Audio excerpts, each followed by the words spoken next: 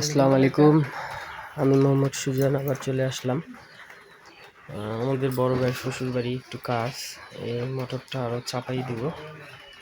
এখানটা পাইপ উঠায় এখানে ছিদ্র করা হয়েছিল আগের এই কলারে, রাউন্ড শেপ কাটা হয়েছে, দেখতে পাচ্ছি খুব সুন্দরভাবে মেশিনের মাধ্যমে করছি। কাজটা যেন নিখুঁত হয়।